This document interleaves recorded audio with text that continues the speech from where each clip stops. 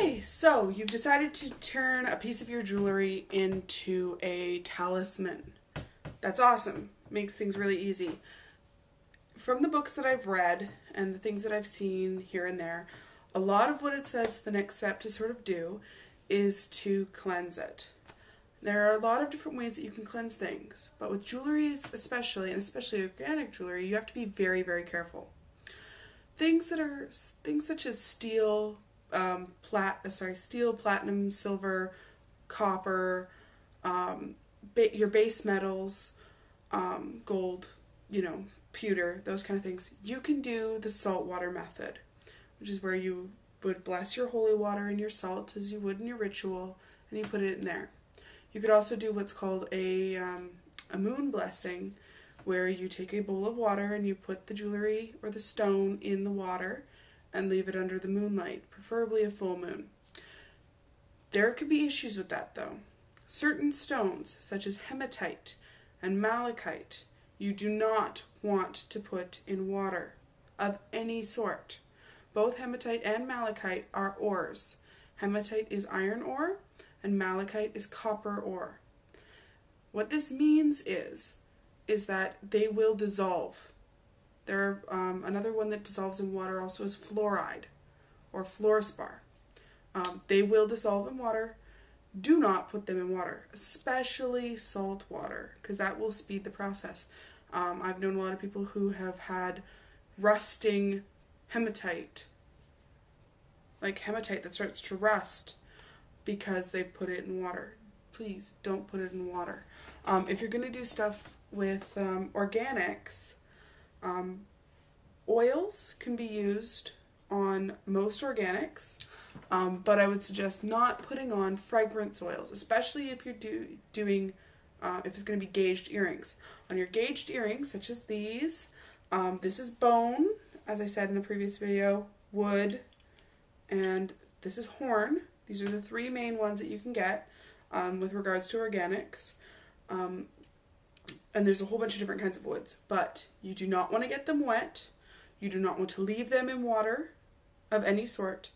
And if you want, you're going to need to oil them regularly, but you can use your standard jojoba oil to bless them. So you'll take your little bit of jojoba oil before you clean them and put your energy into it and then bless it. Do not add fragrances if they're earrings. If they're pendants, go ahead and add fragrances. If it's bone, please make sure that they're a light color. Otherwise, you might actually wind up staining it a little bit. But in any case, if they're earrings, like these, do not put the fragrances, like fragranced oils on them, especially cinnamon.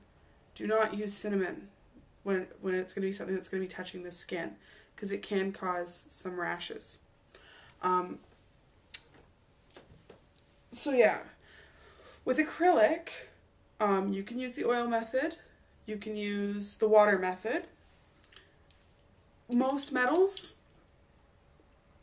like steel, you can use the water method because most steel jewelry is stainless steel. But please don't put your wood or bone jewelry or horn jewelry in water. Please don't, because then what will happen is it will crack and you will ruin your jewelry. And you will ruin the magical properties of it. If it starts to crack, your charm is being broken. So please don't do that. What I do for it is I smudge. I smudge everything. I usually use sage, but I will use any incense will do. And I smudge it through smoke. Because stuff like this is flammable. It will stain in water. The water and the fire method just doesn't really work. I know for some households having smoke and things smoking around can be an issue, but in that case, please just use a plain oil, because you don't need to have the fancy fragrances in it. And the even more basic option is you just hold it and you close your eyes and you put your energy in it. And there you go. That's the most basic method. But what I do is I smudge. So I'm going to show you how I do it really quick here. Just come with me. So I've got my cauldron I've got a big chunk of sage stick on it right now, but I'm just doing it this way because I don't want to light up the whole bundle. So we'll get that going. Get that going a little bit. There we go. Okay. Let me just see here. I'll just hold you like this. So what you do is you put it in the smoke, like that. You just wave it through the smoke a couple times and you say your incantation. In this case, I'm just going to bless it. Put the blessing energy in it. And then you put the protection energy in it. So I bless this in the name of my gods. May it protect me from the evil eye and do nothing but serve me well. And there you go. And you can just leave it on the altar to charge. And I'll do that with the other one. So, yes, classy editing skills. Whoa! So that's the basic of it. In synopsis, please don't put fragrance oils on organic jewelry. Please do not get organic jewelry wet. Please research the stones that you are using before you bless them in water of any sort. There's a large list of stones that can't go in water. So please do your research before you guys go and do something. But most things you can use the smudge method. I think it's the safest method to use. Just make sure that you don't drop it into it. But instead of using the charcoal, you can use stick or cone incense. And I have done it with cones and it works really well. So there you go.